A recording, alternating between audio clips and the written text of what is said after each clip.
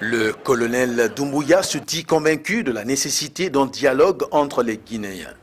Le pays a un héritage lourd dans le domaine des droits de l'homme. Pour cet activiste, ces assises ne tiennent pas compte des préoccupations majeures des victimes. Le processus doit être axé sur 4 piliers, les 4 piliers de la justice traditionnelle. Le premier pilier, c'est la recherche de la vérité. Ensuite, il y a la justice, parce que comme vous le savez, quand même, on ne peut pas se réconcilier sans la justice. Donc un aspect essentiel, c'est la justice. Il faudrait qu'il y ait des cas qui font forcément nécessiter des poursuites judiciaires. Et le troisième pilier, c'est les réparations. Et là aussi, il faut des réparations. Et en termes de réparation, il y a la restitution des biens confisqués, il y a les excuses publiques qu'on peut présenter au nom de l'État, il y a les excuses des bourreaux. Donc, et le quatrième pilier, c'est la réforme institutionnelle.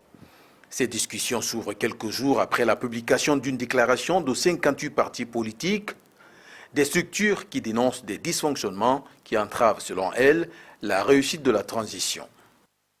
L'urgence aujourd'hui en Guinée, c'est le chronogramme de la transition. Nous voulons savoir quand est-ce que cette transition prendra fin.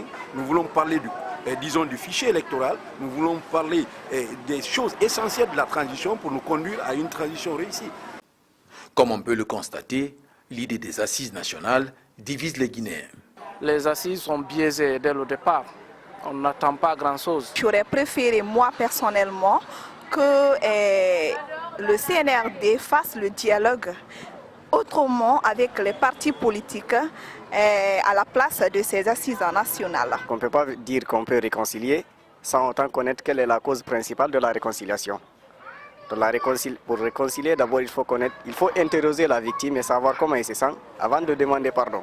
Même si presque toutes les composantes participent au débat, certains observateurs trouvent que la priorité se situe ailleurs.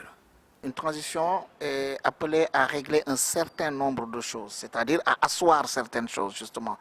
Mais si aujourd'hui on engage des chantiers par-ci, par-là, pêle-mêle, je crois que ça n'ira pas. Les Guinéens attendent toujours un chronogramme pour le retour à l'ordre constitutionnel.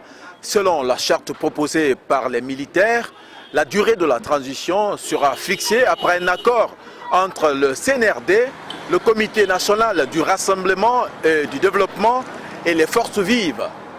Zakaria Kamara pour VOA Afrique, Conakry.